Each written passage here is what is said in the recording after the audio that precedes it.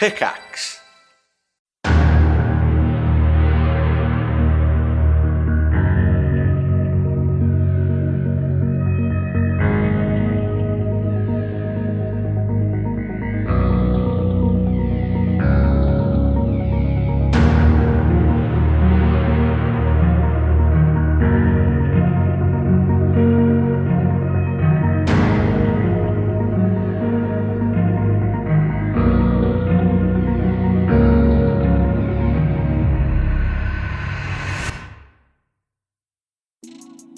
Welcome, cast and crew, to a special Arcanum prequel episode. With Fables of Fendraeya Arcanum now at a close, we wanted to take a look back at the very first adventure that brought our beloved Zue and Rid together. This will be the last adventure from the Arcanum crew before we announce our newest Fables of Fendraeya series and cast in just 2 weeks. If you want an early sneak peek of the trailer for the new season and a look into the faces of the newest Fables cast, head on over to patreon.com/castparty. You'll also receive ad-free episodes, exclusive behind-the-scenes content, hilarious monthly one-shots, and so much more. Thank you all so much for listening and for making our mini-series such a wonderful addition to the Cast Party lineup.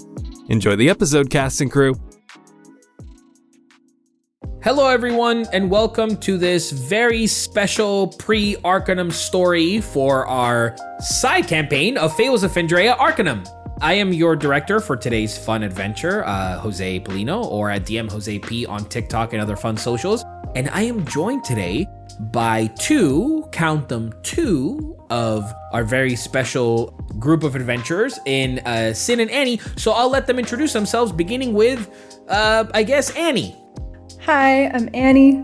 For the last time, I'm playing Rid, Gaslight, Gatekeep, Ghoul Boss. And you can find me as Cantrip, Canne, on all the socials I care about. And Sin. Salutations, my name is Sin, and I'll be playing Zue, collector of chronicles, aspiring to herald the histories of Fendraeya, and feeling really weird about going back to our original taglines. You can find me on all my socials at sensationally.me, CIN instead of SEN. We begin this adventure just on the outskirts of the Vale of the Mist. Some town, some city, unknown, unnamed. Does it matter? Perhaps. But at the end of the day, we choose to focus our story on two individuals and how their meeting foretold way too many things to come, but at the same time, granted them endless possibilities into a future they were not even aware of they were stepping into. So with that, we begin with the two of you. As you're both walking through the streets, Zue, you had a mission. It was but a couple of days ago that you met with Rid at a local tavern. Do you remember what you were feeling when you met with Rid? At first, I had been in complete shock and enchantment with this beautiful purple being. And after getting to know her, the excitement had kept building, and just this feeling of positivity and looking forward, but also a hint of nervousness. You follow these feelings as they sort of linger in the back of your head, this ever-present voice ringing out to this connection that you had just established. And every now and then, as you're walking through this path, heading to your destination, every now and then you turn over and you see Rid, and you're reminded again of those initial feelings. Now Rid, same with you. It was but a couple of days ago in which you stumbled upon Zue. What was your feeling when you met up with Zue? This person had captivated the whole room. And I had to know what kind of person can do that. It was just a sort of light and a sort of energy that I hadn't had in my life for a very long time. Same with you. As you walk now, there was an agreement that was made between the two of you. There was a mission, Rid, that you now find yourself being a part of. As Zue, you were led by Ilianaz to a very specific location. You were led to the mansion of Elterdin, a member of the Arcanum that fell out of favor with the Arcanum for unknown reasons, even to you. But what you do know is that the Arcanum, as well as Ilinas, is very interested in having you retrieve something from this mansion, if you will. Now, you had already gone there before meeting up with Rid for the first time. You had gone there with an adventuring party. You searched and rummaged through the entire mansion, but found nothing of what you were seeking. As you now sort of look down at your book, and written in your book is the only note that you have, which clearly states, "You will find what you're looking for when the time is right." And that is the only thing you sort of have to go off on. So for the sake of this, we begin our adventure as you guys are nearing this mansion belonging to Eltorin, Eltorin, a half-elf member of the Arcanum with very dark skin, but these beautiful, vibrant yellow eyes. A brown mess of short hair that you saw around every now and then with either conversing with Ilianas some time ago, or on certain occasions if your paths happen to cross. You have seen this individual, but ever since this falling off, the connection's definitely severed. But with that, you guys let me know what you would like to do or what you would like to discuss as you head towards this mansion. As we're walking, Zue is constantly asking Rid questions whenever there's a slight lull in any kind of conversation. So, I know you said that people are sometimes purple, but how did you get like that? Was it an experiment? Was it a spell? Rid is walking with her trademark kind of flat-eyed, monotone expression on her face and flicks her eyes up at Zue's pink hair and then back down at Zue's face. How'd you get your pink hair? See, we all have color questions. My hair's just like this. And my skin is just like this. That's fair, and Zue's gonna start writing that in her book. Rid, you guys are walking and that familiar voice creeps in. Asking questions about our skin and colors and things. You should show her what your neck looks like when it's flipped all the way around. Snap your neck. No, don't do that. That might be a little, off-putting. Break her leg. No, it wouldn't go back. What wouldn't go back?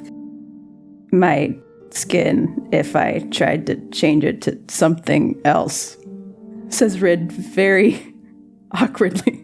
Oh, yeah, I guess that makes sense if that's what your skin is naturally. Yeah, you get it. As you guys are walking, it's a very nice day. It's kind of the reason for why you chose Rid to join along in this, apart from other different reasons. But Zue, for you needed to revisit this mansion. You needed to find this thing. It bothered you. The simple fact that just you had been there before with a different group. You had been there and you tried searching around and you tried finding a way of fulfilling this task, but you couldn't. So it's almost like now what you're doing is that now you're chasing it out of a personal need to fulfill it. And with that, you both came together to undertake this perhaps on your own. Maybe there's things that you didn't see the first time, but you're pretty sure about the path you were walking on. It's the same path you walk now, but now as you creep closer to the mansion, just slowly the sun begins to set, and it feels almost as if the sun is setting faster, right? You're watching time escape away from you. And sure enough, within a couple of steps, you arrive at a completely gated property that stretches for miles.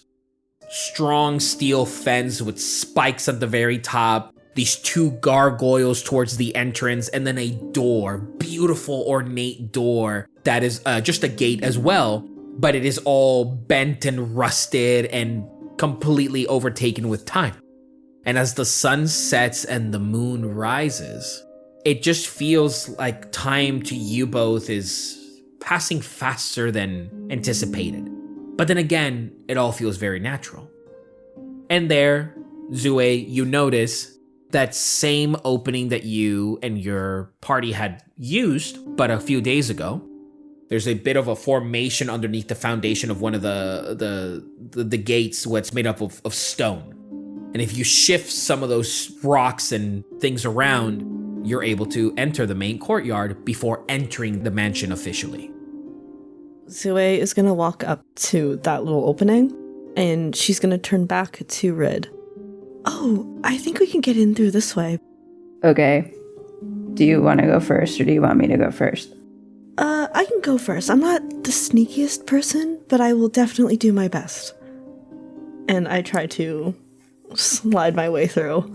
Rid smiles at the awkward sliding. You just hear in your head as you're laughing at that very sweetly, just, amateurs. I don't remember you being particularly sneaky. No response. I didn't think so. So you both now enter into the main entryway, if you will, of this mansion, which you're adjusted to it, Zue. But if I may, I'll probably have both of you guys go ahead and roll for me a perception check. It's an 11. How's a 2 do ya? Zue, you're too distracted. Again, you're perceiving everything as you've already perceived it. You've already been here. You're right. You're not necessarily looking out for anything too particular. Rid, you pick up, however, on one window that is open on the top right of the mansion. And the mansion is just it's a very beautiful shade of gray now, as the paint on it has just completely washed away. Perhaps it was white at one point. Perhaps it was another sort of stone-like color. But now the gray and the vines twirling around the massive pillars that make up the entrance of it has some wear and tear for sure. And it's adorned with windows everywhere. There are windows that make up the front door, massive windows that come up to the entrance. On the side, you can even make out some windows as well, with their fair share of broken glass, broken frame. Say but one window that you see to the right that is open. And from it, you hear music. It's this almost party-like atmosphere kind of music. And you hear it. It sounds distant, like a record player that just been left on. And it just plays. Rid lifts her chin at the window and looks over at Zue. Going up. Yeah, I'm curious if there's another way in. What's wrong with the window? I've been through plenty of windows in my day. I'm not the strongest climber, is all. I can boost you. Sure, yeah. This window is definitely what looks like it's on like a second floor. Zue, go ahead and just give me an intelligence check and give it to me with advantage because you've already been here. 5. You recall you entered through the main door. This is literally an abandoned place. You may not remember the details, but the reason this place is in the state in which it currently is because once the Arcanum got word of Eltorin defecting away, they made sure to pay this mansion a visit. But that sound, that music, that was not there before. Maybe we should try the main entrance. I thought you said this place was abandoned. What's with the music?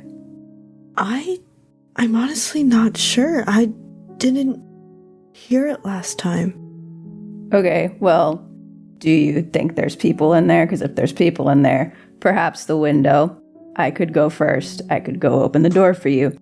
If you don't think there's people, Rid takes out the thieves' tools from her bag and kind of fans them out like a ring of keys. We have options.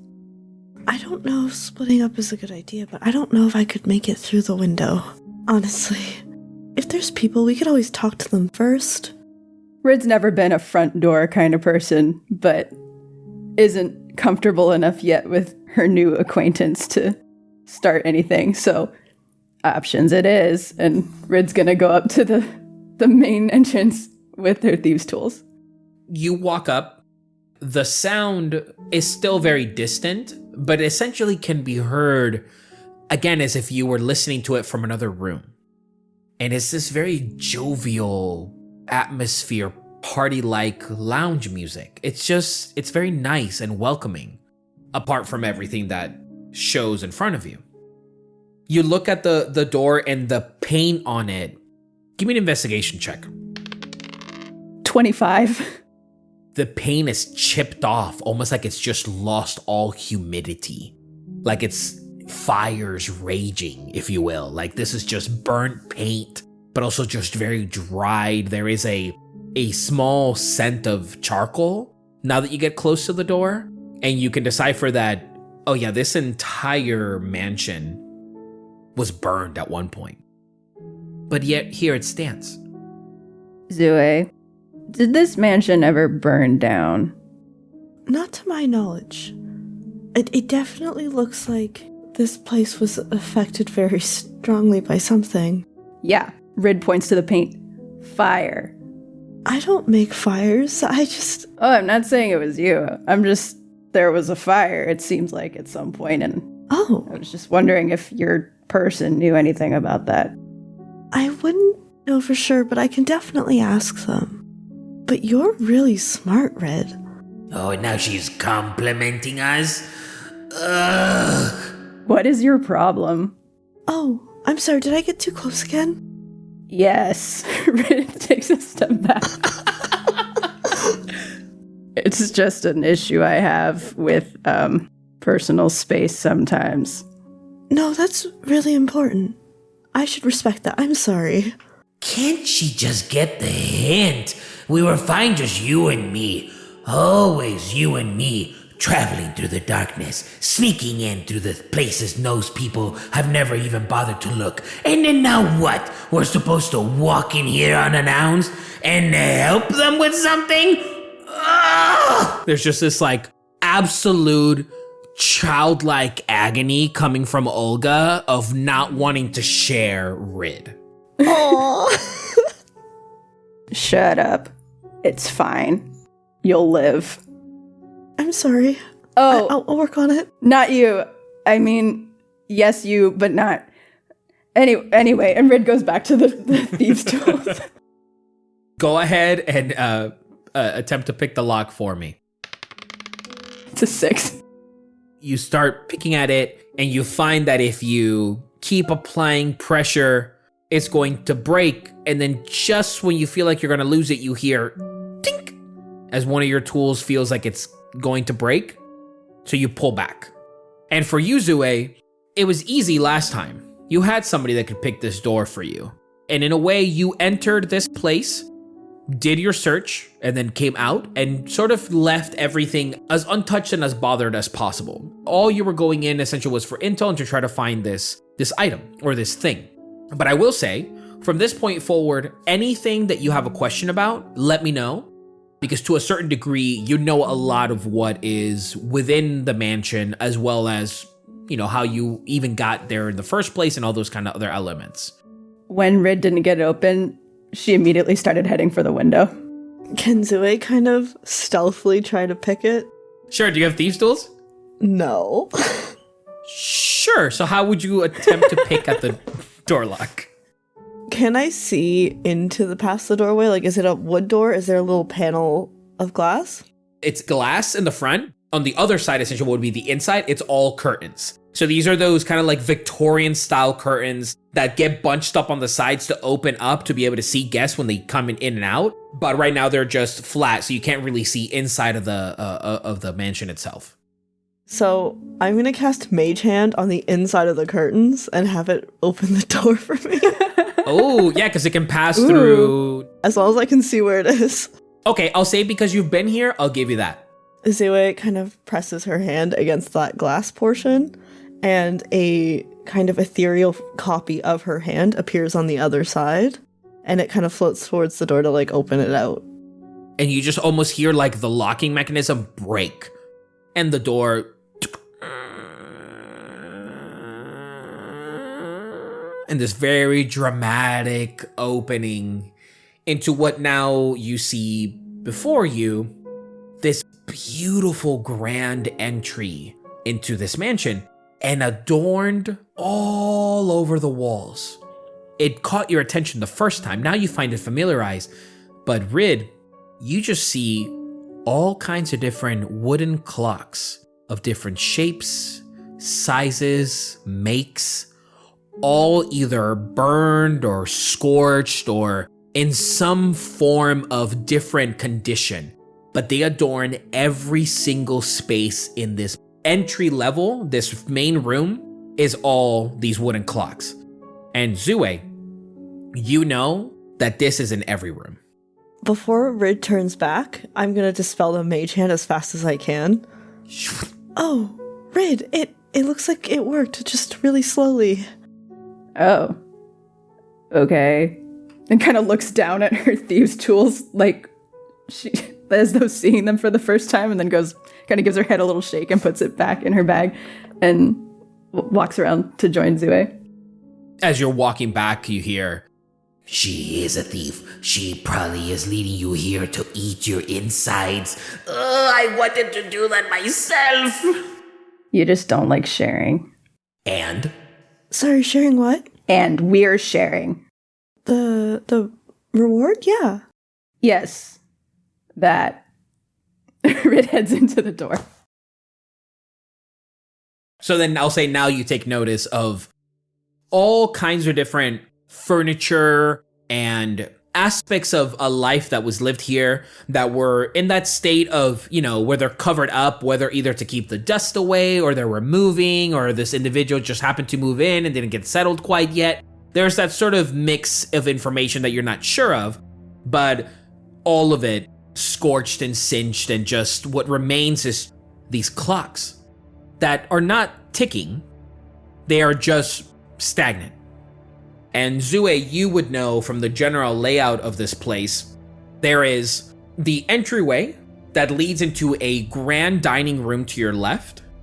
And then to your right, there is a smaller kind of like tea room, if you will. It's like a smaller room where people are allowed to gather and just maybe there's like a small little decorative table there. And that you would know that from this first level. Now, behind this main room, you actually know there to be not necessarily a grand ballroom, but a fairly big dance room. How the hell are these clocks all still here if this place burned down? How's the whole thing still here? Maybe it was just the outside that burned? But all the clocks are scorched. Oh gosh, Rid, you're so smart. I didn't even notice that. Maybe it was magic fire. I've heard of spells where there's magic fire and they only damage certain things. Or maybe these are magic clocks. Hold up, I have to write these out. And Zue pulls out her book and starts writing all these theories into the book. Do I actually know what caused it? No, you don't know. Ilina said to you, Zue, there's a place. It belonged to, Eltrin? I don't know if you ever came across him. There's something the Arcanum needs from his, at this pace, may he rest in peace, estate. There is something, I wasn't necessarily sure of what it was, but you do you. You go out there and you find the right group of people and see if you can find. The only thing that we have to fall on is this simple phrase, which I find it quite ominous if we're being honest, you and me, but it was, you will find what you're looking for when the time is right.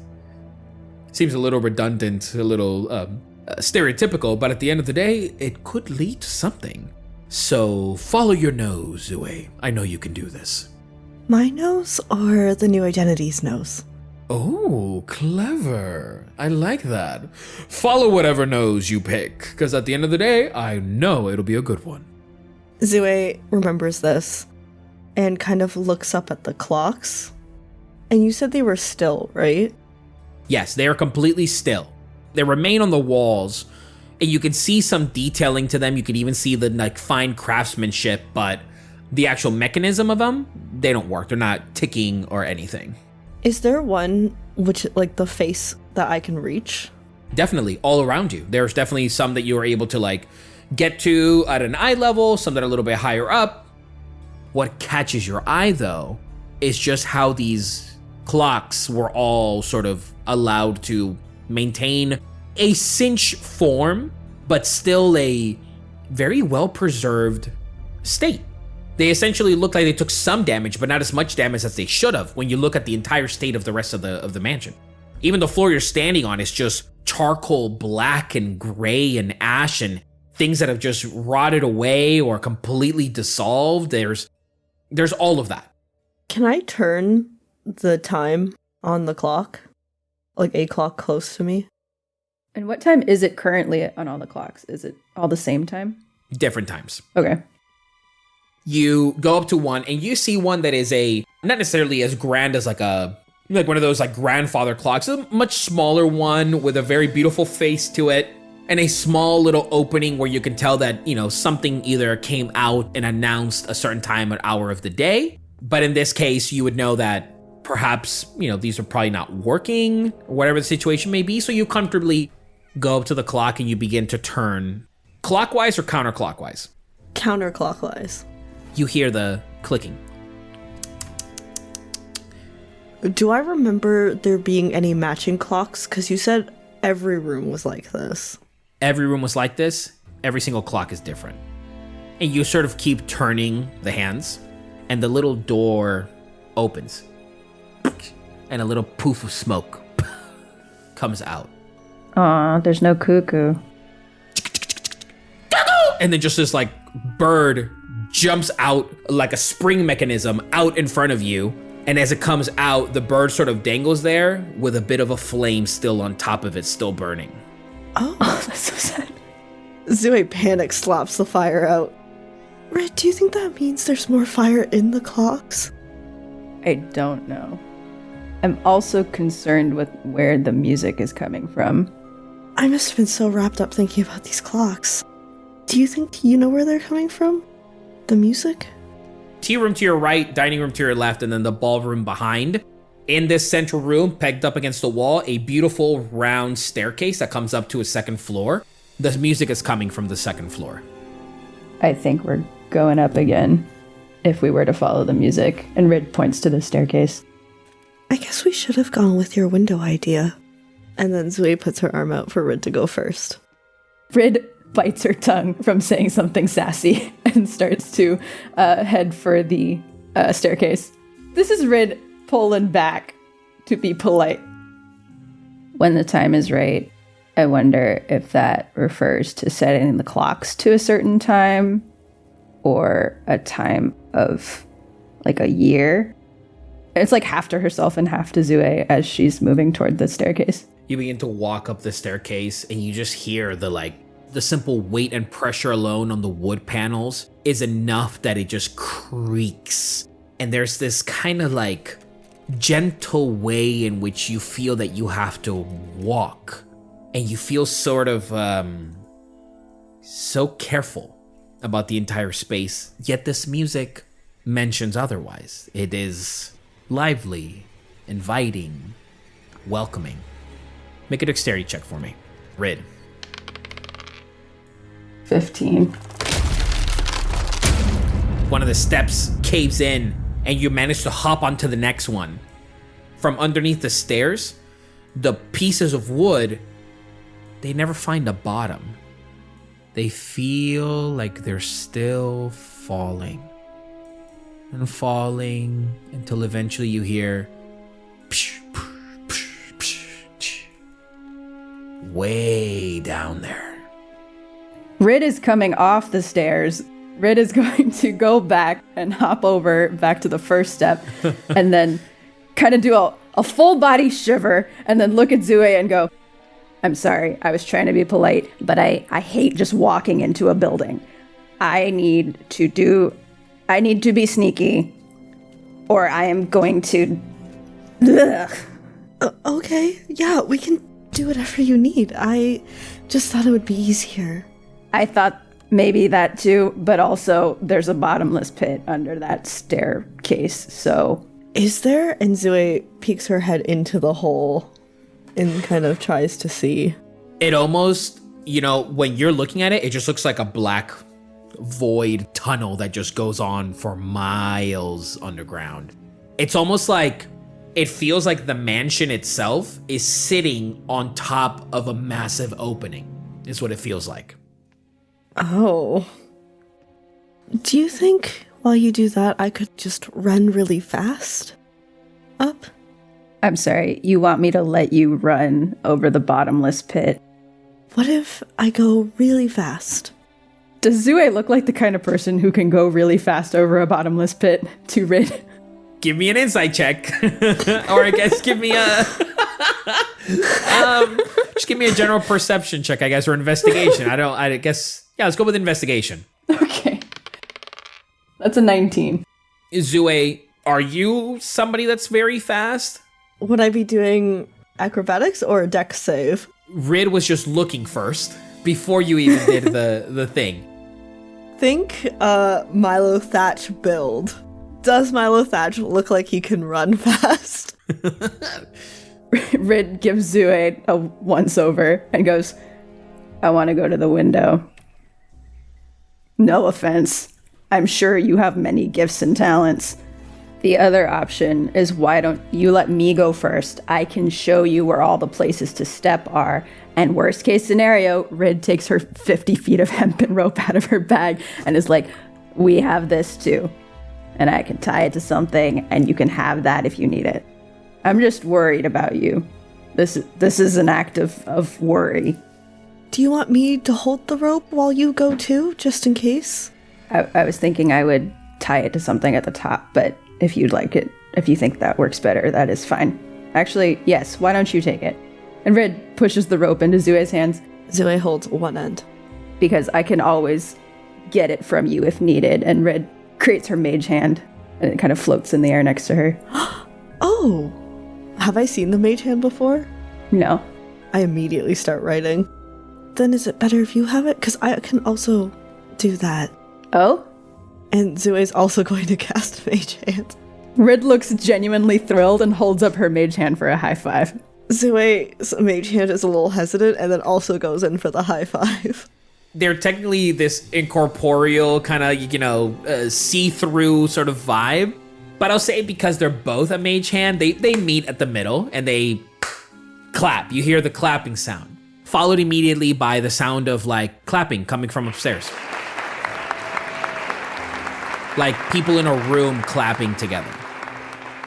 Did that happen because we clapped? I don't know. That was weird. Okay, now I think there are people here.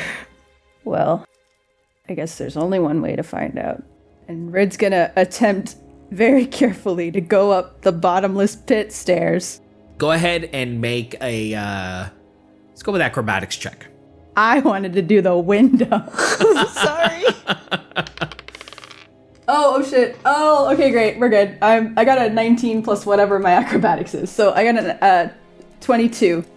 Sure enough, without a problem, now that you're being more sort of careful and looking at finer details, you make your way, jumping from one step to the next, avoiding one that looks a little bit more worn and warped than the others, and eventually, boom, you get to the very top to the landing. I'm gonna look around for a place to tie the rope that I assume we're passing with our mage hands now. So it essentially goes one turn to the second floor. So it's almost like the staircase goes from directly in front of you over the entrance into the second floor, and that's where the landing is. The steps that you stepped on that saw the bottomless pit were essentially the first ones up of the base of it. So it's like even the main hall where you're standing, that could potentially also be just one step away from a bottomless pit. But now on this landing, you're essentially on structure. You're on the house still, the mansion still, if you will. There is a very ornate, beautiful sort of like decorative banisters, if you will, that just adorn it. You're able to tie it, no problem. And if you wish, essentially what you can do, because you're now on top of the entrance, Zue wouldn't have to walk up the stairs. You could technically climb it if you wished. Rid's gonna tie the rope to the banister, or whatever the decorative item was, and then she's gonna toss it down, and then using her mage hand, she's gonna like guide the end of it so that it's positioned wherever Zue needs it. Kind of like it's gonna float along with Zue for Zue to grab if they make a misstep. Oh, gotcha. I see. And Rid calls down, okay, should be okay now. You step there and there and there. Zue makes these little notes in her book about where Rid stepped, draws a little diagram, and then she's going to tuck the book away and attempt to do the same thing on the stairs. You kind of follow the same steps as Rid did. Step here, step there. Apply a little bit of pressure here. You hear the wood warp slightly. But you get to the landing, no problem. And then now you hear what sounds like talking coming from a room where the music is coming from. No, that's not what I said. How could I? I wasn't invited. I barely came. What an incredible night to celebrate. Rid exchanges a confused glance with Zue. Zue also gives a confused look. Is this voice familiar sounding? No, not at all. Okay, Zue is going to send a telepathic message to Rid for the first time. Oh. Okay, I need you to not freak out that I'm doing this first of all. Rid gives like a little start, but manages not to, like maybe drops the end of the rope, but manages to catch it. Sorry, I know it's really creepy, and I know this kind of breaks your whole personal space, because now I'm in your head, but I just don't know if whispering is quiet enough. I don't know what you want to do. No, this is fine. I'm just not used to having your voice in my head. So do I, and Rid kind of assumes like a stealthy crouching position and takes out a dagger and mimes stabbing. You see Zoe's face has a look of concern. And then she says in your head, maybe just the first part first? Like the sneaking part? Maybe we don't stab right away? It would be an analytical stabbing, but okay. Rid kind of does a little spin with the dagger and puts it back. Rid's gonna try to stealth into the room. Since you're up here, essentially what you see is a massive circular center room that branches out in a cross-like formation, if you will, with hallways that reach out to different points of the mansion. And this landing is sort of where all of these rooms, should people come out of them, they can congregate here before heading downstairs. And the sound is coming from the room, in this case, to the hallway to your right. Rid's gonna try to stealth down that hallway. Go ahead and give me a stealth check. 23. Zue, you go from hearing Rid's gentle footsteps to immediately just silence. And the music still ringing as you begin to head your way, Rid. You enter this hallway, and what you can see from this hallway is 3 doors. One to your left, one to your right, and then another one to the left. Just almost like bouncing off each other. Simple hallway that you begin to make your way through, and you hear the music coming from that further door. And as you carefully go, the hallway seems to stretch, and more doors appear, and the hallway stretches and stretches and keeps stretching, and more doors pop up. And as you pass by each one of the doors, you hear conversations, party-like atmosphere. I will not be drinking that, you see. I have to watch the figure.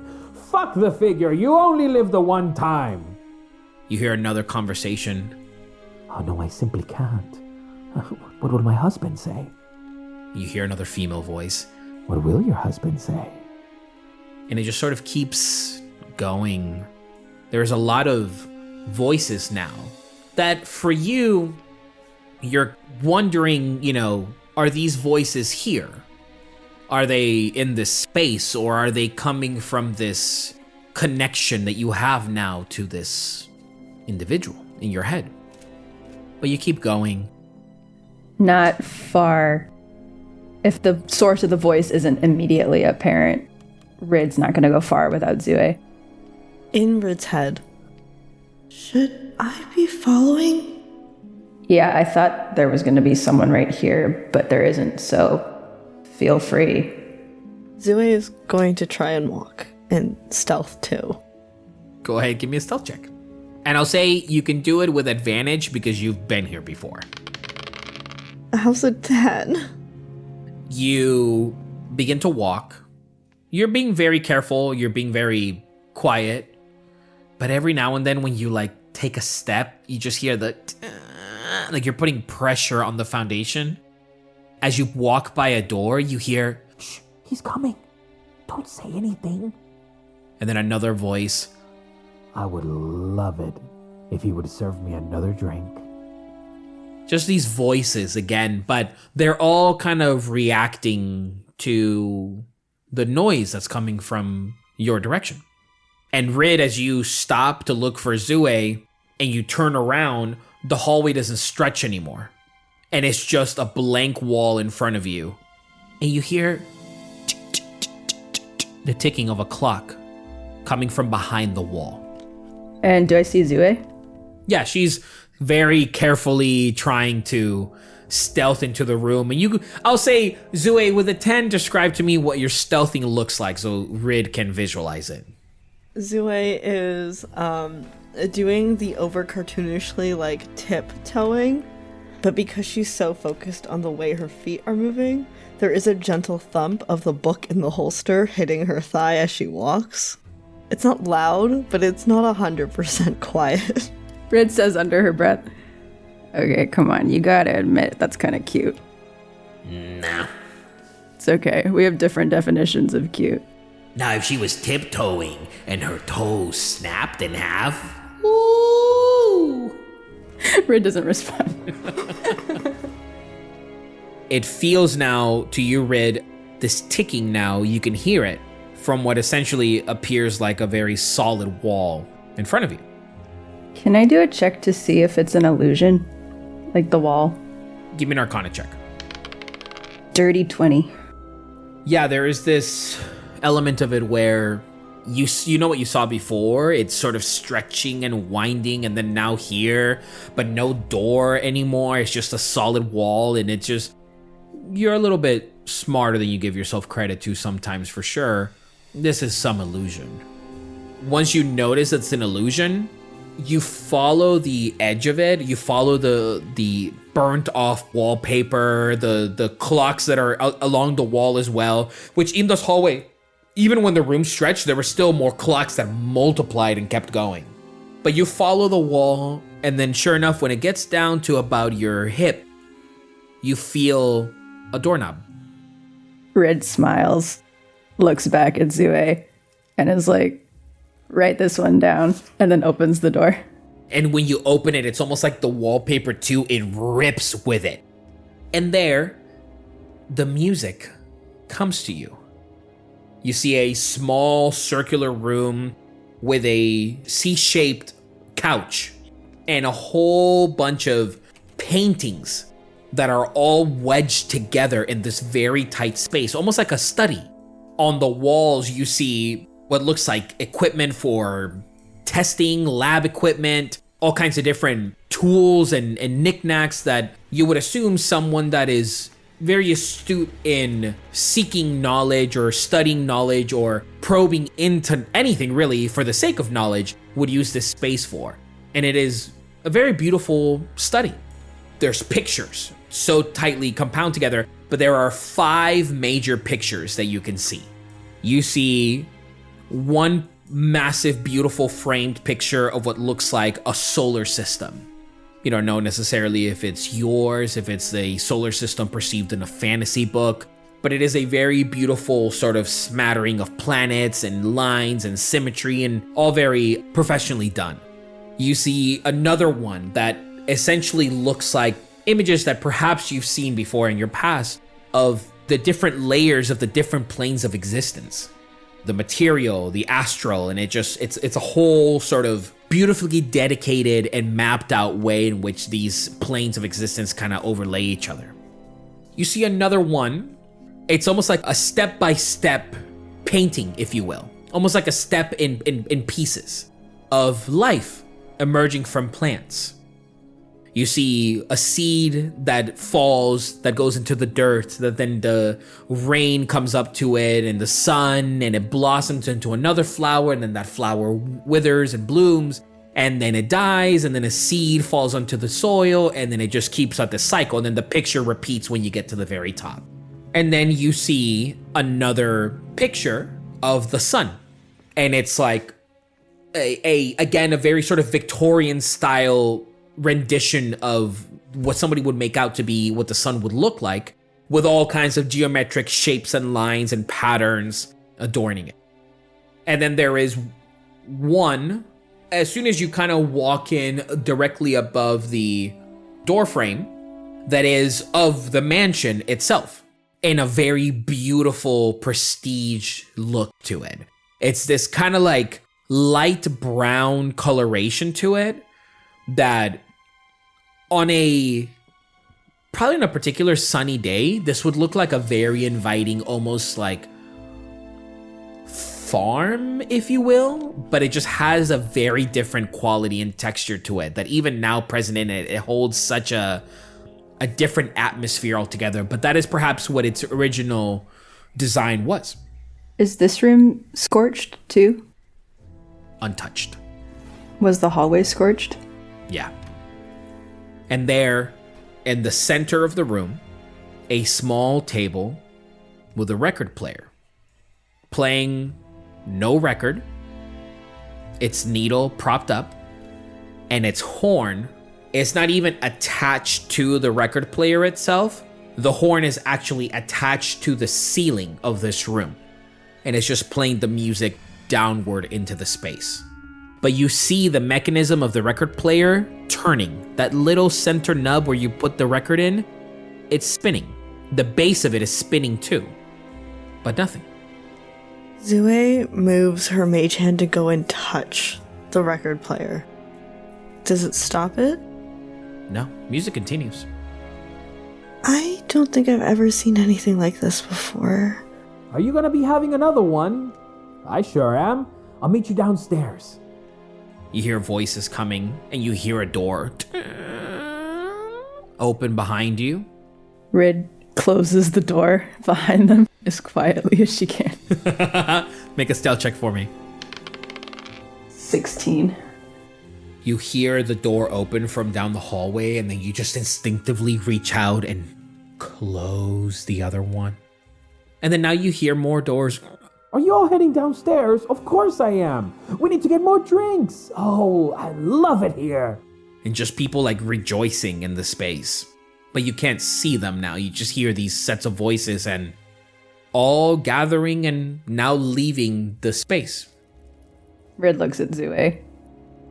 Do we follow them or do we stay? I was going to ask you the same thing. Or do you want to check out the rooms they left? Should we finish checking out this room? Because it was hidden very specifically. I think so. And I'm trying to figure out the connection between all the art. Seems like most of them are cycles of some kind. Rid kind of gestures toward the solar system, toward the plant and seeds. It's kind of like a loop of some kind, because the music is looping too. It's really weird they want to play the music from the ceiling. Can we do an investigation in the room? Go ahead and give me investigation checks. Ooh! For me, a 26. Mine's a 24. We're so smart. This is the only intelligence I have. You guys begin to look around, and you're noticing that just everything in here, apart from not being singed, is all very immaculate. To the point where if somebody used this space to conduct experiments or test things beyond comprehension, it's a very well cleaned and kept room. So much so that the books that are on top of the desk leaned up against the wall, their spines are not worn or torn. They're very brand new spines. There's just dust collected on top of the books. The paintings all have dust collected on them. Except one. The one with the plants. The cycle of life in plant life. It just looks like there's not as much dust collected on top of that one as the others. Zue just goes right up and just touches the dust on the painting to see if maybe it's different. When you touch it, even that gentle touch, the painting moves back slightly. It's not fully flushed against the wall. Did you see that, Rid?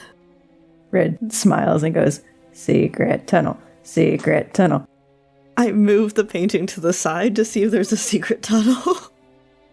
There is a very beautiful steel door behind the painting. Round in shape with a lock.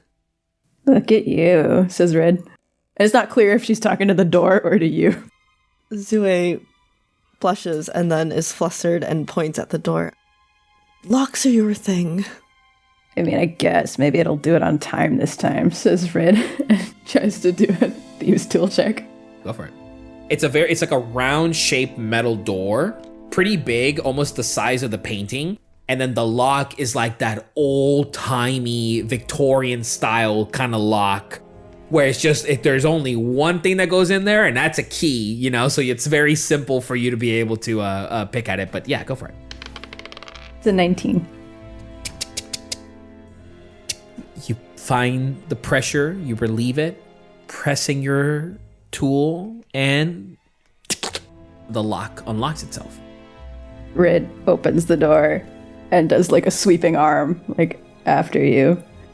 The painting itself was probably about 6 feet off the ground, and the metal door opens in your direction. So it's like it follows the frame outward into what looks like a chamber that goes in and then down. Zue gets really excited and climbs in to start going in. Rid's following. I'm also going to cast dancing lights throughout the tunnel as we crawl or walk. This part, Zue, this part you didn't do the first time. This room, the music, all of it was quiet in here the last time you came. Everything here now is pretty new. And you walk in, and from the distance you hear the hands of a clock ticking, and the music still persists. So with that, you essentially head first, and then into what looks like natural rock-like foundation structure, and just a staircase that has been built onto the foundation of the stone or rock itself. And it just leads downward. Zue is gonna keep going and following, very fascinated, and she's fighting the temptation to not like just pull her book out and write in it. You hear, as you guys are getting further, like as you're beginning to descend, you hear voices, as it feels now you're making your way through the rooms of the house, of the mansion. And you hear very muffled, We will surprise him tonight, I can assure you that. You think so? You think he likes surprises? Well, why not? Every new friendship has to start somewhere. So, do you think this is a timey-wimey situation? I think so. These voices don't sound completely real. Plus, who would throw a surprise here, of all places? you hear the sound of glass clinking. Hooray! And here's to another one. And then you just hear more voices in the back. So tell us, what will you do in this age? Oh, I don't know. You just hear another voice in the distance. But I'm glad you all made it. Show us another one of your tricks. No. Hey, come on! Just like partying as you guys are still descending. There is a life existing, happening, just beyond your reach. Or happened? Who's to say? It's a little foggy when you're retelling the story. But you continue to head down until eventually your dancing lights get to a point where you can find an even surface that levels out for a stone-like floor. A landing that you get to that just looks flat, just all stone around you.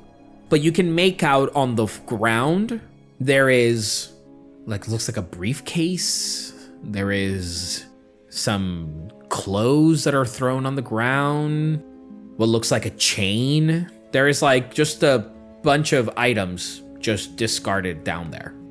Freshly discarded? They look like they have had some time there. I'm not quite sure where to go from here. Can I check for traps with my mage hand? When you guys arrive here, you now hear from above you muffled sounds of footsteps. Come over here, dance with me. No, it's my turn to dance with him. And just people talking and conversing. You feel that you are underneath the mansion itself. And all around you, you just see one long hallway with just stone formation all around it, and littered across the floor or the ground, just items. There is some of those clocks, but they're not hanging, of course, they're just discarded onto the ground. There is personal belongings, it seems. A couple of keychains. There is a pocket watch, broken face on it. All kinds of different things here. Just all adorning the sides of this hallway that lead to one very beautiful mirror at the very end. Must have been some party, says Rid as she casts out her mage hand with its thieves' tools between the fingers. Sorry, I'm trying to remember the things I know about time and magic, and that line still confuses me. Like, we'll know what it is at the right time. Time's a funny thing. Can mean a lot of different things. Still hear the ticking and the music. Is the ticking coming from the direction of the mirror? Seems like it. 16 on my traps check. You look around, Rid. It doesn't seem like there's any way in which a trap could be fashioned in a space like this. But then you look carefully and you see what looks like a guitar leaned up against the stone formation, and then you notice a smattering of instruments behind it. But you notice how carefully each of the instruments is just layered on top of one another. A trumpet on top of a violin that's just essentially just looks like the way in which these were placed was very delicate. And you look up and you see that one of the guitar strings actually goes into the wall. And there is this very thin, almost like space missing from the ground formation above you. Perhaps something might emerge from there if one were to play that string. One real hand on Zue's shoulder. Hold up. The other casting out the mage hand to try to disconnect whatever the connection is between the guitar and the wall. It's almost like you go to grab the guitar and the mage hand just kind of pulls on it slightly. And when it does, the string ding, unplugs itself from the wall, and all of the instruments just play a note on their own as they fall to the ground. And this scorching ray of fire just shoots in front of you, completely encompassing the space. Whereas if you had been standing there holding that guitar and you plucked it out from the wall or you messed with any of those instruments, you would be burned where you were standing. Oh my goodness, thank you. You're really observant. Lots of practice. You're like the perfect main character. Of that book you keep writing in? Yeah. I think after this, you should be my next main character. Okay. What does that entail exactly? We'll do a really big epic adventure and I'll write the stories about it. Can I read some of the ones that you had from your previous? Yeah, next time we stop somewhere, I'll read out the stories. Sounds good. I think you have the makings of a great hero. Rid is turning more purple. Thank you. Yes, thanks. Sure. Rid's gonna go and pass Zue into the space. As soon as the flames sort of extinguish, you hear what sounds like mechanisms all sort of like fixing itself, and you watch as all of the instruments one by one, they sort of like come up and stack on themselves again. And then the guitar leans the neck hits, it leans up against the ground, and then the guitar string just connects itself back to it. Is this what's causing things to get burnt? Good question. Why use fire as your trap? And is it connected to whatever happened up there? Maybe what we're trying to find is like evidence or something. So maybe even if you find it and you escape, you get burnt. I wonder why they think we would go and play the guitar. Maybe it's for the party. Maybe someone needs a guitar for the party.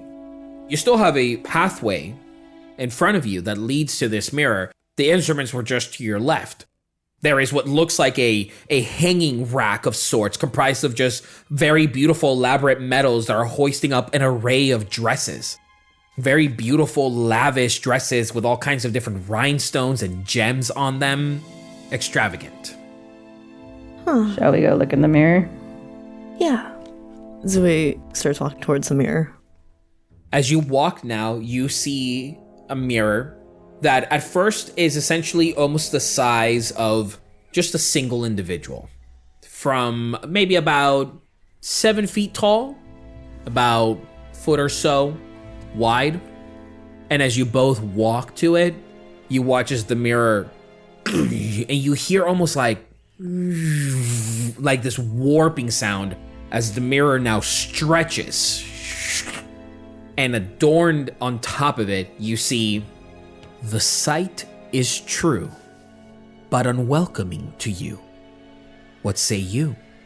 Do you accept? And there you can see both of your reflections. Zue, standing, leans a little bit slightly towards Rid's body.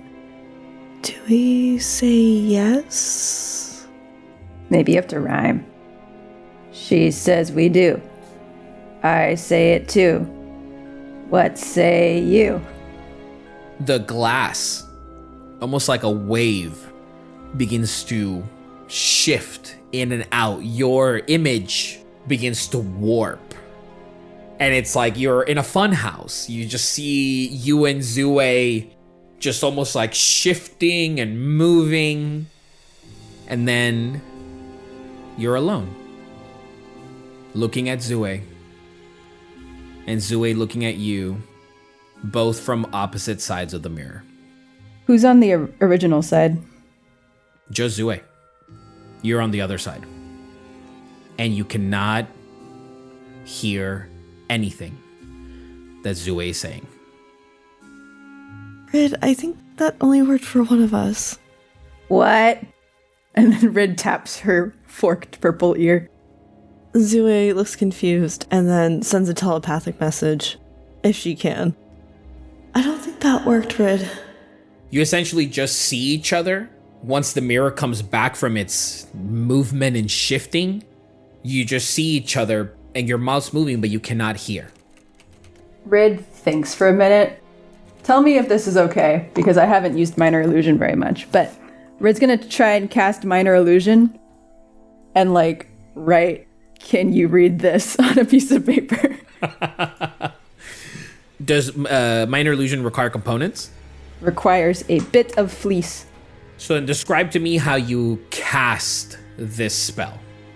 Rid takes out a little bit of fleece from her bag and kind of rubs it between her fingers and kind of flicks it at the mirror. And as it's traveling forward, it falls apart and into the illusion of this paper. You take the fleece and you rub it, and when you throw it, you fixate on what you want, and all the fleece just falls to the ground.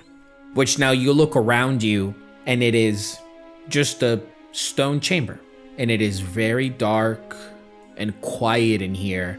And even you rubbing your fingers together to sort of trigger the effect on the fleece, you can hear it. And there's nothing in here?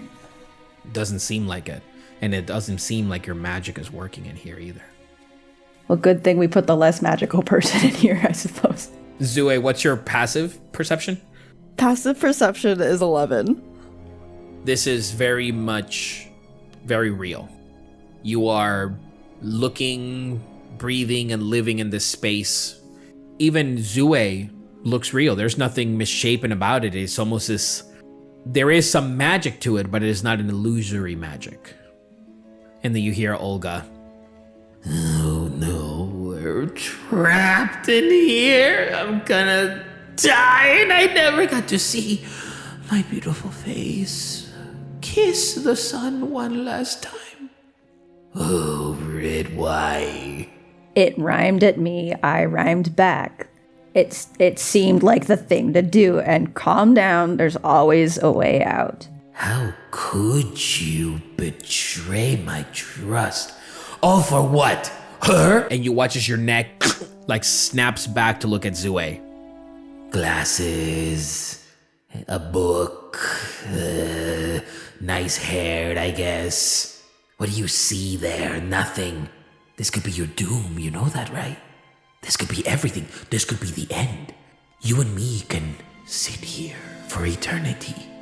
And she can just go, live out the rest of her life, and find someone a little bit more purple than you, that looks a little bit more prestige, a little bit more clean, perhaps. But what about you? What about you? Who takes care of you when she goes? I think you're being dramatic. I think you're not being dramatic enough. Okay, look, here's what we know. Anti-magic. Stone chamber, we don't hear that music in here. If you just sit there and start wailing about how you're never going to see the sun again, how are we going to get out? We take the facts, Olga. We take the facts and we apply them to our situation. Zue, you're essentially seeing Rid. She's just talking. Zue's seeing this and is also freaked out and is like immediately pressing her body to the mirror, trying to find if there's like a switch or something. And she's like panicking, trying to think of a rhyme that might pull Rid out. Hopefully it doesn't put her in. It feels very much like a very solid mirror now that you're like up there. Zue just goes up to the mirror like, "Mirror, that's my new friend. Please, please, please don't let this be her end." And you just hear, "Excuse me?" And you see in the mirror behind you, picking out a dress from the very elaborate sort of hanging rack, a female elf with just very beautiful dark skin and these beautiful blue eyes. And she's just picking out a dress, and she turns to you and she goes, "I'm sorry, were you talking to me?" This beautiful red short hair that comes up to a very fine point that then hoists 2 gems. If you can help, yes. My friend is trapped in the mirror. Oh, that's not good. That's not my mirror. I'm just borrowing some clothes. I didn't mean to, get in the way of whatever it is you were doing down here. I'm sorry though. When you look at this woman, she is all form, say her legs, they're just a trail of smoke. Do you know who the mirror belongs to? Well, we're at his party. I would hope you know. You probably got invited. Do you didn't get invited? Are you sneaking in? I mean, look, I'm not gonna say anything, but you have to let me know what you're doing. Because also, if it's a bad thing, I will stop you. Or at least I will find somebody to stop you. I didn't get invited directly. I'm a +1. My friend who got trapped in the mirror was invited. Oh. I was with her, and then she talked to the mirror, and she's in there. And Zue's getting flashbacks of, like, the last time she was also in this mansion, and it not super working out either. No. It's okay. It's all right. It's okay. We'll figure this out together. How about that? Rid, Zue is not talking to anybody.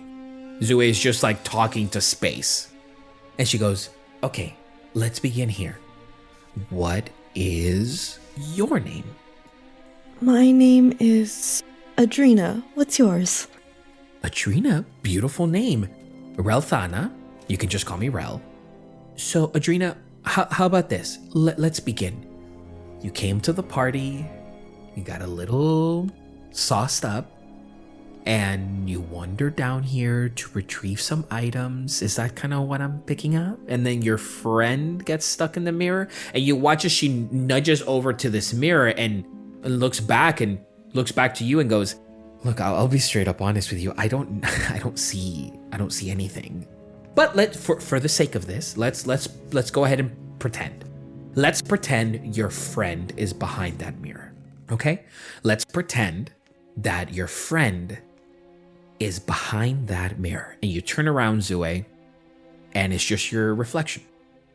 So that's your friend. It's really you, but it's your friend.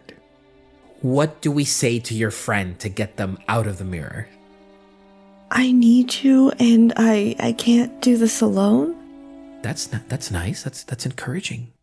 Everyone's friend always needs a bit of encouragement. That's good. Rid, Zue is just kind of like looking directly in the mirror. Just Olga's squirming kind of like takes over slightly. You just feel this unease tension as this connection between you and her is not established so profoundly yet. It makes you feel almost like you're suffocating, if you will. Like you just can't be in your own body yet in this way, and you just feel this influence from her. Zue, you see Rid just standing there, but Rid, you feel that creeping sensation again coming from your neck when Olga wants to come out. Stop it. Not now. Oh, yes, right now. You feel what feels like fingers coming out of your mouth as Olga's hand presses up against your nose and eyes, and she snaps your jaw. And Zue, you're not seeing any of this. And slowly, this incorporeal smoke-like form of Olga begins to emerge from inside you. And then she floats up into space, and she stretches, and she... I hate it in there sometimes. You are the worst roommate. Now I'm going to have so much to explain. You are a bad host. She points to you with coiling her finger like above her head in your direction, this very extravagant, chauvinistic approach to her that you're very familiar with. Zue, you can't see any of this. You just see Rid standing there staring right back at you. Or for better yet, you're really just seeing your reflection. It's almost like Rid is beyond that reflection. You're just seeing yourself in a mirror, if you will. A two-way mirror, if you think about it that way. But you can still see your reflection. So, any progress? And this very, disgusted approach to you, Rid. Rid rolls her eyes and goes, I'm getting to it. Zue, this elven woman still kind of staring at you. So, is there anything else you want to tell your friend? I mean, I think, finding ways in which we talk to our friends is always a strong indication of the kind of heart we carry, right? She's kind of nervously, not knowing how to help. But then you just now notice that when she turns around, embedded on her shoulder are pieces of glass. Massive pieces too that are just piercing her shoulder. And she just turns to you and she goes, right? I think that's at least what I look for in a friend. Someone that is kind and listens, but also has a good sense of humor, but then also will put you in your place. I think friends come in all different shapes and sizes, and makes and breeds and races, all of those. Is your shoulder okay? She looks down and she puts her hand on it. You see that her hand passes through the glass. Yeah, I'm okay. Is your shoulder okay? I think so. Does the glass look like it's glass from the mirror? No, the glass looks like it's glass from somewhere else. So Zue is going to turn back to the mirror and attempt to talk nicely again. You sort of come face to face with a reflection of you. Rid, if you're in there, I think you're wonderful, and I think you are so intelligent and bright and enchanting, and I really want to get to know you. I also don't think you being in the mirror is a good thing. You say this, and nothing happens. You just see the reflection of the elven woman looking sort of over your shoulder, anticipating something. And she goes, the sight is true, but unwelcoming to you. What say you? Do you accept That's tricky. I mean, you went deep. You mean your friend is literally inside of the mirror? Is that what you're referring to? I thought you were just talking about yourself. I was trying to be encouraging to you. That's what I thought I was doing. No, like, my actual friend is inside the mirror. Oh. I see. Okay. Well, Rid, we should back to you. You look around and it's just an empty hallway, closed in by just stonework all around. And now it feels like the room itself is starting to shrink. You feel like now that you're sort of investigating it more, you just see that every so often, it feels like the room is getting smaller. It's just like a blank stone chamber. Blank stone chamber. You look up at the mirror, and there it says, I accept you.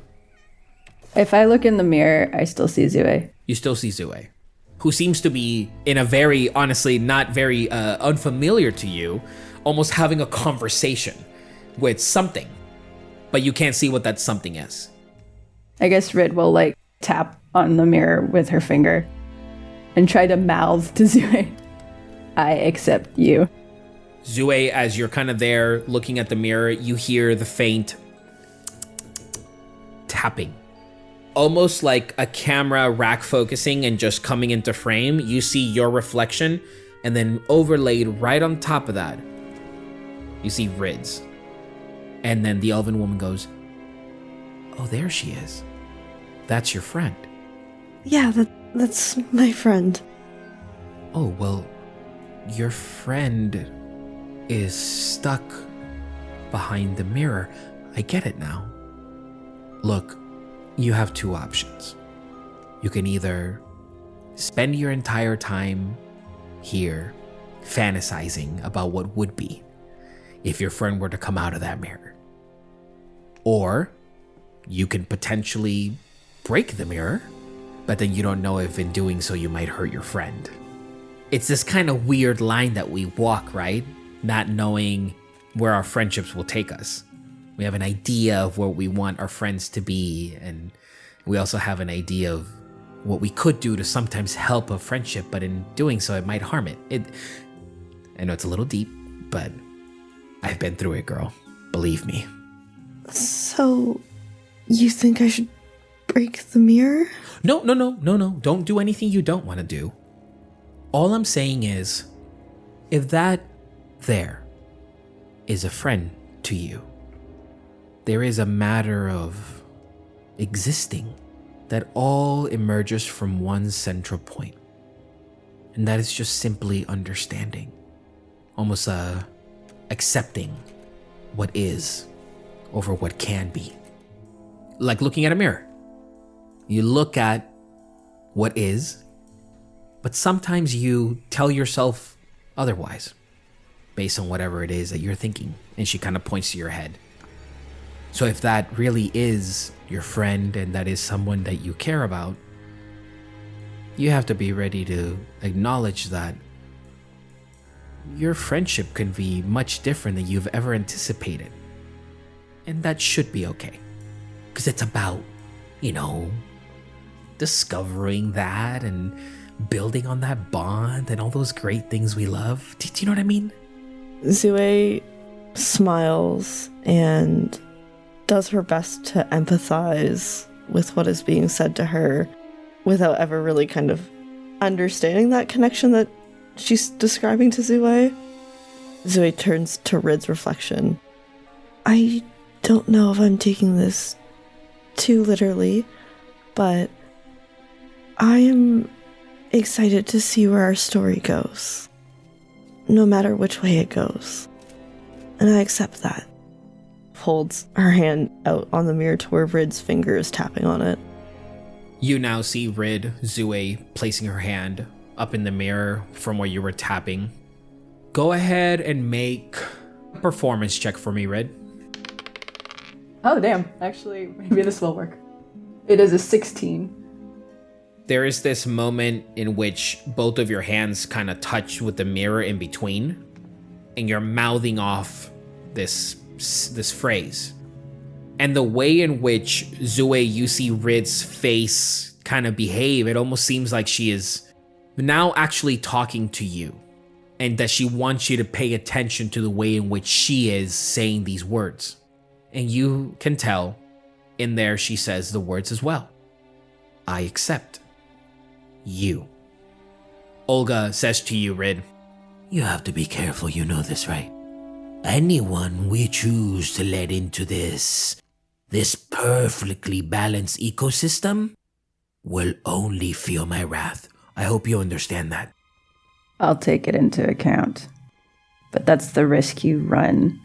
Otherwise, it's just going to be you and me forever. And what's so wrong about that?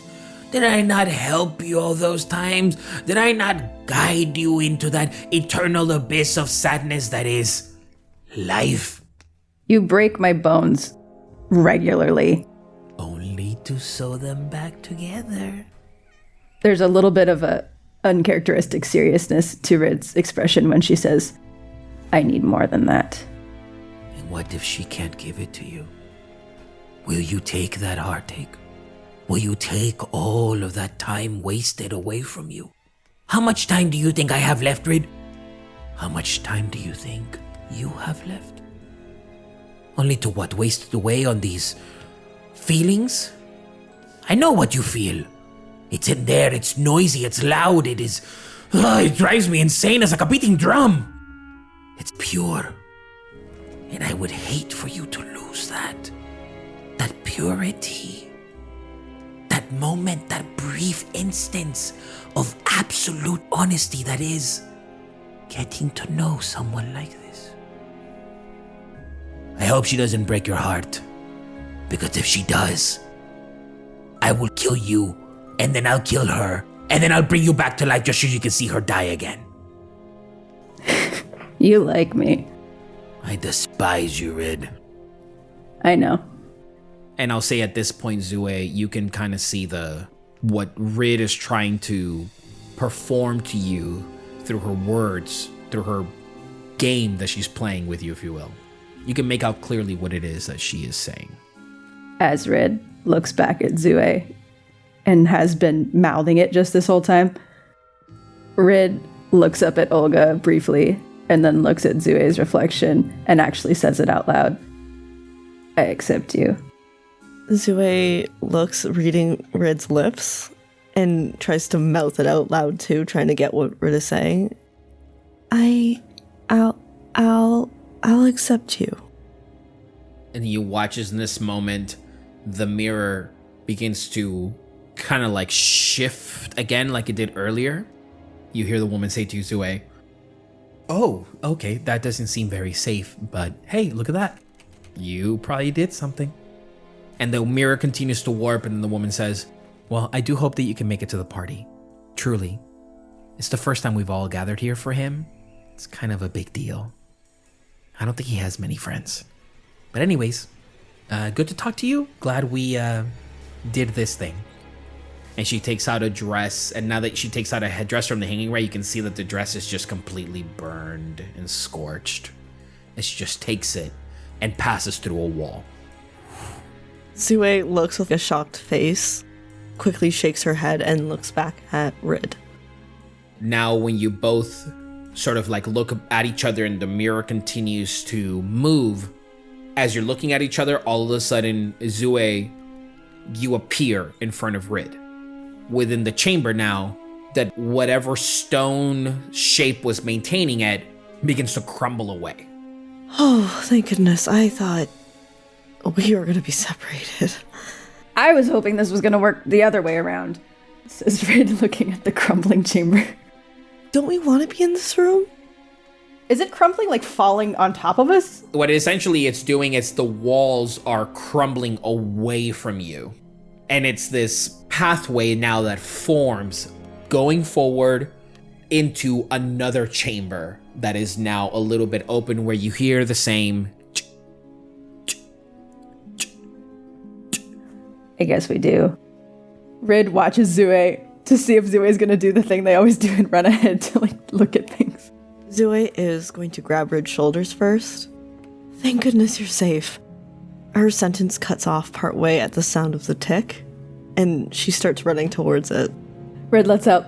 And then Rid turns to Olga and goes, if you don't get back in here right now. You watch as she just like grunts, turns into smoke, and that same piercing sensation through your nostrils and your nose and your ears as she just gets sucked back inside of you. Rid hurries to catch up with Zue and is like, so I can explain about that back there. The room? I assumed you got in there because of the rhyme. Yes, and you saw me talking to yourself, but I assumed you were panicking. Yes, that. I can explain the panicking. I know I always seem very put together, but in moments like that, sometimes I lose that. Yes. I'm so sorry. That must have been so scary to go through alone. Yeah, no, it was... I'm glad we're out of that. Okay, do you hear the ticking? I do hear the ticking. Can we figure out where it's from, or do we know where it's coming from? It's coming directly ahead. The chamber now essentially is revealed to be an even longer stone-like chamber that extends forward, and then it opens into a room that you guys, I would say, if you're walking, you'll get there. It's not necessarily too far, but you can notice that the walls sort of spread open, and there in the center, leaned up against the wall, cocked to the side, this beautiful, ornate grandfather clock. All over the walls and the floor, and even piled in corners, now you notice, are the same clocks from upstairs. All piled up and crumbled together and just thrown on top of each other with some delicate sort of look to them, but then also others that just seemed out of a moment of desperation. But there is a beautiful grandfather clock there with a beautiful golden face on it, this ornate lettering and coloring and this rich wood to it. But it is just leaned up against with its pendulum just still leaning, per gravity against it as well. Should we put this upright? Was there a similar grandfather clock upstairs? Not this one. All the other smaller clocks resemble the ones on the walls. You didn't see this tall grandfather clock anywhere else but here. Rid's a little distracted looking at the clocks strewn around. Something really bad happened here, didn't it? I think so. When you were trapped in the room, there was some ghost lady, I think. She had no legs. She was very smoky, and then the dress she grabbed was really burnt.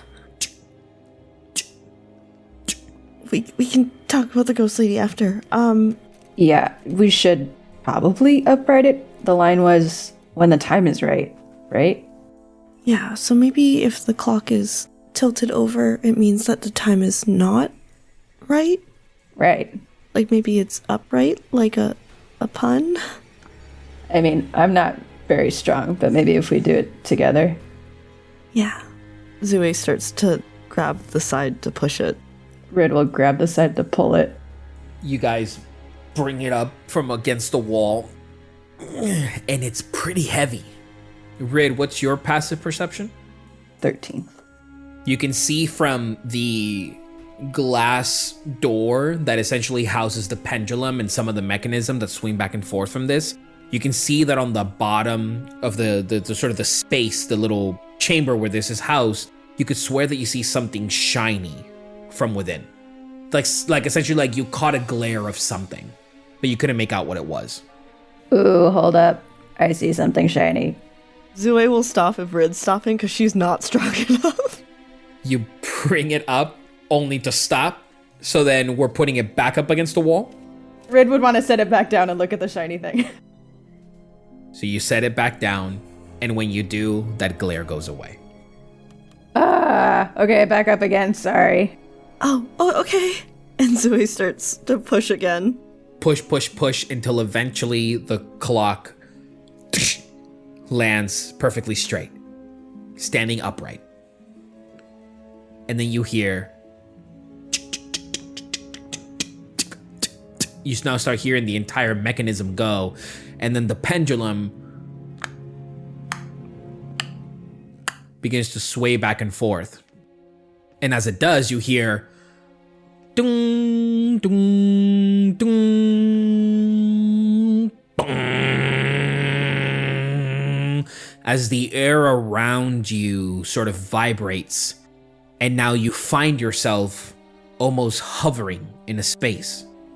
And you see everybody, all these voices walking into this mansion, coming in all kinds of different elaborate gowns and dresses and suits, and all different kinds of people joining in on this party. Festive, and food and drinks being passed around, people enjoying their time in the ballroom, the dining room where the cooks and everyone are just getting themselves set and bringing out dishes and trays, and people enjoying and saying to themselves, "Oh, how lovely that you could have made it. Oh, I'm so happy too. Can you believe it? We were invited." And just all of these individuals. And then there, off to the side, Elterin, the same member of the Arcanum that you once saw, that you once heard about, standing there greeting people. Thank you so much for coming. Truly, thank you. Absolutely. And then people begin to sort of rejoice around him. Their air reverberates, and you guys are back again in front of the grandfather clock. Do we just see the past? I think it was a ghost party. I think we saw whatever happened when the house burned down. Is there anything left over after we come back? Like on the clock? Oh, Rid takes out her mage hand and goes for the shiny thing. You mage hand, and you watch as the mage hand goes through and sort of clutches something. And then when your mage hand comes back up, it's stuck past the mirror. And it's like your mage hand can't bring it up or bring it through the glass casing. It looks like a crystal, about 10 or 12 inches long perhaps, but it looks very thin. It's just like, it looks like a piece, a very thin piece that looks like it's broken in certain pieces and it looks fractured on another. And you see it, and it doesn't have a coloration to it. It just looks gray. Like it looks honestly like a rock, if you will. But when you see the shine on it, it has that crystal-like quality to it. Do you know what this is? Because I don't. I think this might be what we're looking for. I'm not really sure what it is, but it feels right. There's just like no way to maneuver it out. Doesn't seem like it. The housing, the chamber that it sort of lives within, behind the glass door, if you will, there is no little handle to pull it open. There is no place for it to be a lock. It's just a solid piece of wood that makes up the frame of it, and then just a glass panel that houses the pendulums. And the crystal right now is like behind the glass with the mage hand behind the glass? Yeah, so it's like, because the mage hand can go through objects, but this can't. I feel bad breaking the clock. I cast a mage hand with the hand over Rid's mage hand. Do you mind if I try something? Go for it. I am going to cast Wrist Pocket through the mage hand, if I can. You flick your wrist, causing one object in your hand to vanish. The object, which only you can be holding and can weigh no more than 5 pounds, is transported to an extra-dimensional space where it remains for the duration. I'll let you try it, but you've never done this spell without physically touching it. So I'll say it could work, so it's your call, but I can't say. I would like to try it. Go ahead and roll a percentile dice for me. Ooh. 81.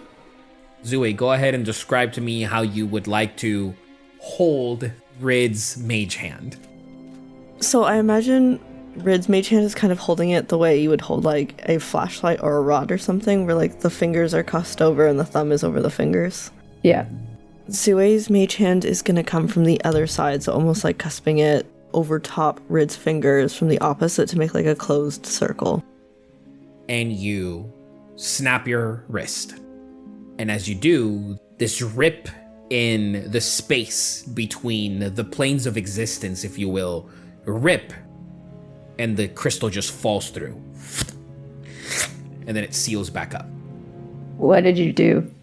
I have little pockets of magic, and I'm going to move the mage hand towards my hand and let go of the spell. As you begin to bring your hand back, you hear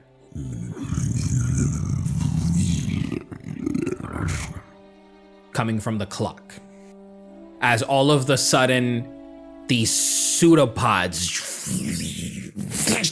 they go to hit the two of you. And the clock, the face of it just springs open, revealing sets of jagged teeth as all of a sudden it begins to take form into this mimic. I need you guys to roll initiative for me. Oh my god, it's done. Oh god. Oh no. 17. 16.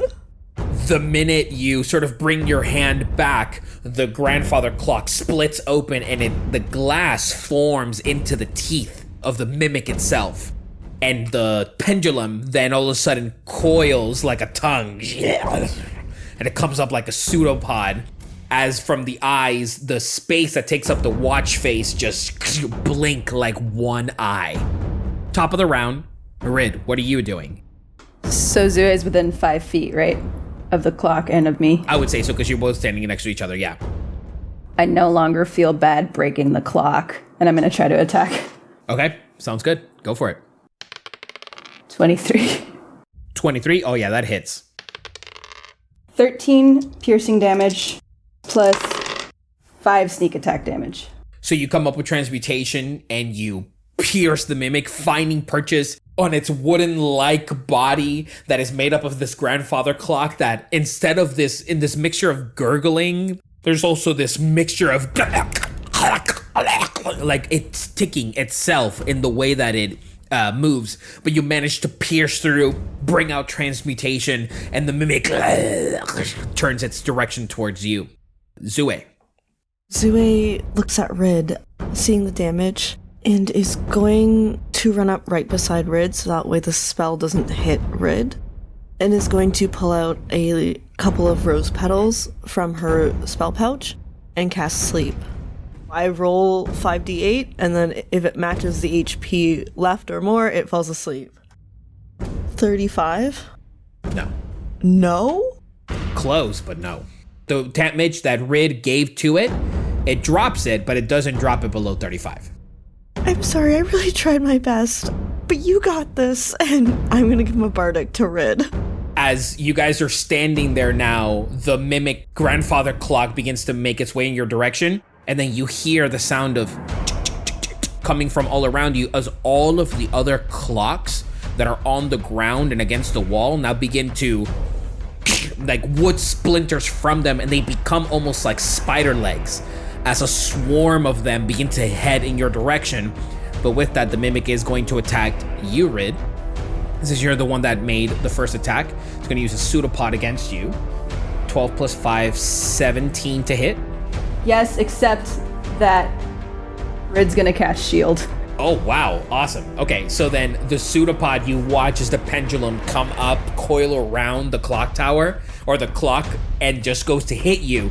And as soon as it's about to make contact with you, you cast shield, blocking it, and for a brief second, the pseudopod almost gets stuck to the actual shield illusion, if you will, before coiling back, and you see the remains of what look like acid coming down that drip onto the stone floor, and it smokes up. You're gonna have to try a little harder than that. The swarm is gonna go ahead and go. We're gonna do a bite attack against you, Zue. It's a 7. Thank goodness. As now from all around you, there's essentially this grandfather clock mimic that is making its way towards you, and all around you, these different clocks as well are now ticking and chiming as they're trying to get at you, and the room is just still very closed with the mirror behind you looking into the rest of where you guys essentially came from. Rid, you're up with Zue on deck. Rid's gonna try to attack grandfather clock again. Whew, a 25. That hits. That hits. 20 piercing damage overall as she adds her sneak attack. Pierce it again. The mimic sort of like coils back as you pierce it once again, and as you do that, all of the other smaller clocks like sort of like gather around it in a very sort of territorial kind of way. I want to flip the grandfather clock off, and I'm casting Hex with my bonus action. Okay. Rid's gonna lean over to Zue and be like, stay close to me. I think that is a great idea. I guess the clock's gonna be bad at... Oh, it really doesn't matter, because I don't have anything that requires a save either, I don't think. Let's say it's gonna be bad at con saves. Zue is going to, like, shakily reach for her component pouch again, and is going to attempt to cast Sleep one more time, pulling out a few more roses and takes a deep breath, and I'm going to cast it at a 3rd level. 59. You take out now a bit of your spell. You try to influence the mind of this creature now. Sentient and alive at the same time, and it begins to gurgle and it begins to get a little weak as it goes back into this weird sort of half back into its actual clock-like form, but then still jagged teeth up on the top corner. So it seems that your spell took effect, so it is asleep for now. Nice. Thank you. It doesn't do damage like you do, so we should probably... And Zue's like pointing back to where they came from. We should head back. We should leave. Rid with her rapier. Are you sure? If you do damage to it, it will probably wake up. And I don't know if I can do that again. And you see now, as you guys are having this conversation, since it's the swarm of clocks turns, as they're all standing there, every time they chime and tick, they just multiply. And now the space begins to get a little bit more cluttered as every time they tick, the clocks now begin to take up the space in front of you, and now it begins to look like this ever-growing wall of clocks that are all just snapping into place. I really think we should go. Fine. So you guys come up, and from there, you're meted again with the mirror. Just on the top, the only thing you can see, I accept you.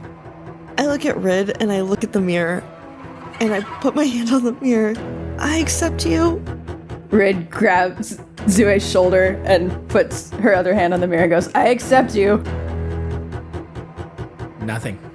The mirror is still just stagnant as the clocks from behind. And now the chiming sounds louder.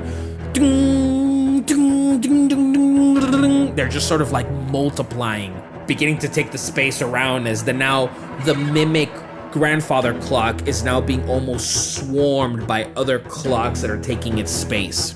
Okay, I'm really glad we accepted each other, but that didn't work. I'm gonna undo the wrist pocket spell and hold the crystal, hopefully, to the mirror. Pops up in your hand.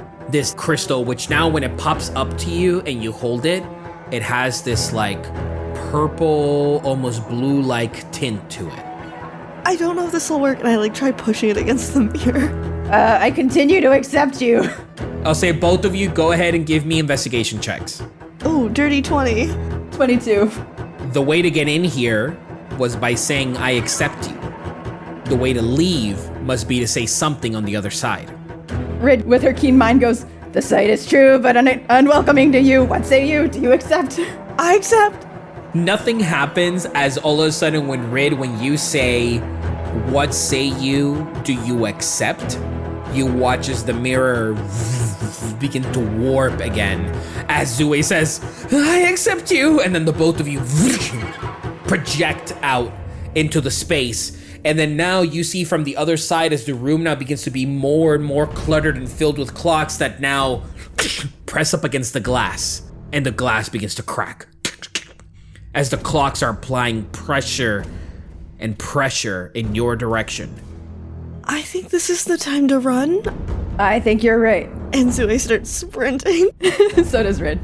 You guys start sprinting, you're now going, and you now have to begin the climb back up to that sort of like staircase or the ladder, if you will, that led you down here. So you begin to climb up. So I need both of you, go ahead and give me athletics checks. Oh dear God. Okay, that's just mean. You know who we are. It's a 10. Nat 20.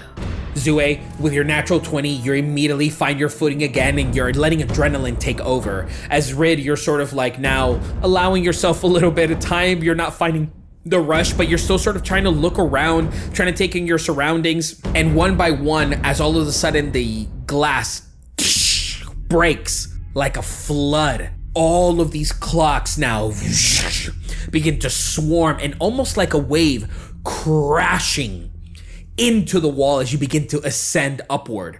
And you just hear faster and faster and faster. And then now you hear from upstairs, is it time? It must be time. It is time for the celebration. As you guys now continue climbing up faster and faster and faster. Give me another athletics check. I got 16. Oh, that's bad. I got a 1. 2 minus 1. Zue, you're climbing up and all of a sudden, Rid, you slip. And you still hold on, but now the wave is rising higher with the clocks. And with it, now you see all of the clocks, their sort of centers open to reveal these like piercing mouths that begin to chomp down, and they're getting closer to Rid. If I pause, can I light a lantern and drop it?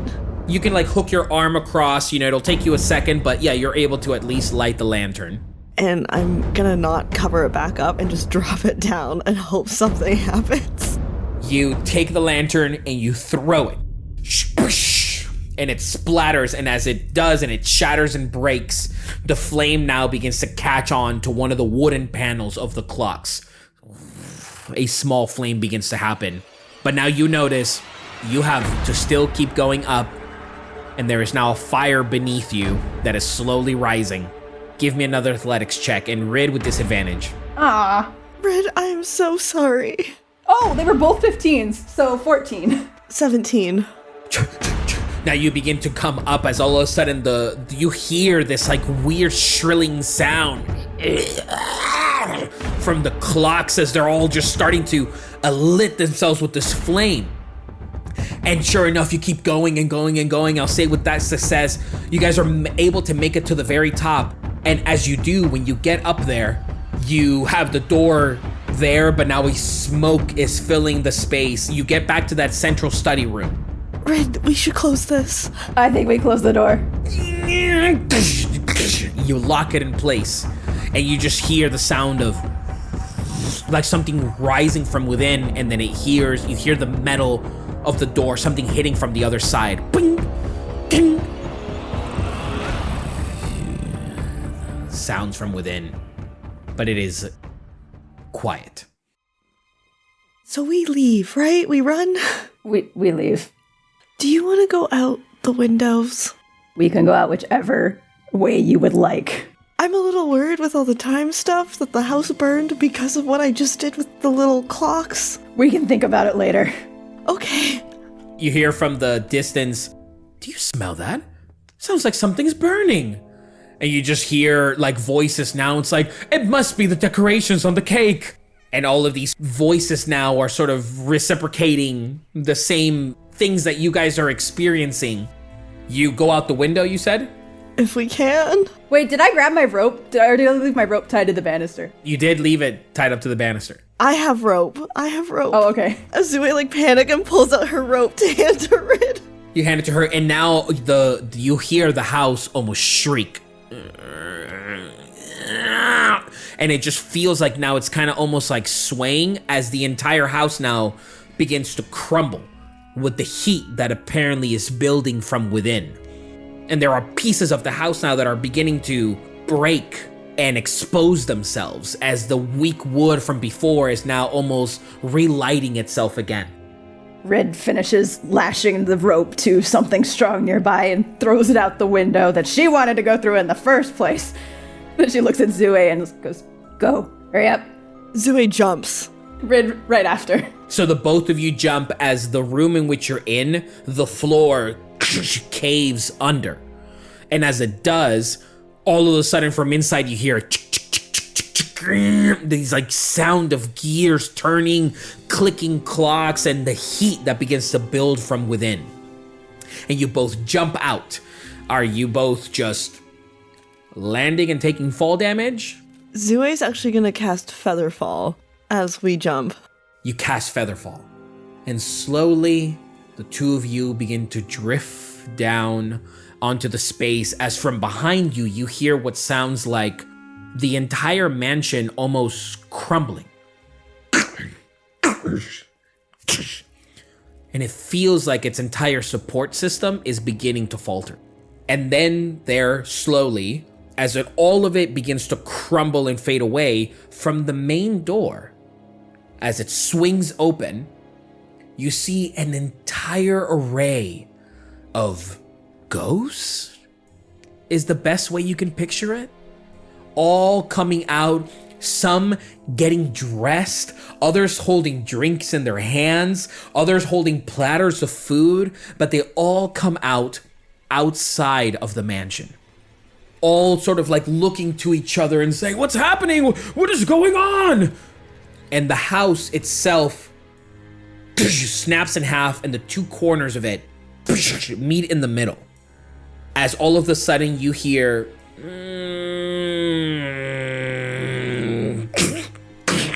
and the entire house then begins to fall down that pit. And as it does, you see standing next to you Elterin. And he just says, "Hell of a birthday party, I guess." And the elven woman that was near you goes up to him, "Happy birthday." And the house then falls as the two of you are standing there looking at these specter figures all just kind of commingle and try to understand what you're seeing. Is it there? Is it a memory? Is it happening? But it's all just existing in front of you. I'm gonna check myself to make sure I'm all right, and then check Zue. Zue's just standing in shock. There's a bit of leather that is still just a little flame that's still just sort of like remaining, that all of a sudden this black plume of smoke just extinguishes it and goes, I kept you safe. Let's remember that. Yeah, you did. I don't think I've ever committed crime like that. We broke a house. Not on purpose. You lit a lantern and dropped it into the wood. The weird clock spiders were gonna eat you. You saved us. So, I guess it balances out? Regardless. And Red looks at Zue. That was fun. It was. And we got what we came for. We did. What is it exactly? I don't know. Great. It must be really important. It was a high reward for it. You should take most of it. We can half it. You did a lot more of the hard work. Sure. Also, you had to get stuck in a mirror. Yeah, I still don't know why. I guess it liked my rhyme. But it'll be one hell of a story. This will be the origin story. Well, not your origin, but how we met for a story. Yeah, we met in a tavern, and then we blew up a house. As both of you are still standing there, reminiscing on this moment, you leave. You return back, making your way towards the Veil of the Mist. And one would hope, or assume, or wonder whatever became of that troop of partygoers at this mansion. And like a veil, this white hand reaches out to the ghosts, and the ghosts look back at it, and a voice says, "It's time." And the ghosts all, "Oh, fine. Bring the drinks, okay?" And you hear as Elterin say to them, "All right, everyone, let's go. Time to close up." I've had enough fun already. And then you are cut off as a voice of a young tiefling girl. So you burned down an entire house and then you got paid for it?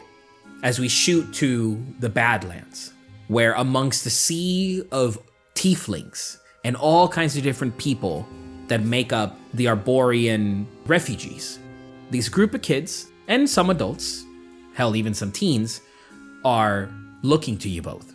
And this little tiefling girl with this bright red skin and beautiful purple horns, she goes, "Is that how it works? Because I'll burn my house if it means I get money for it." No, that's not actually the point of the story. That's exactly the point of the story. Rid's lying on her back, like doing rope tricks with the same rope they used.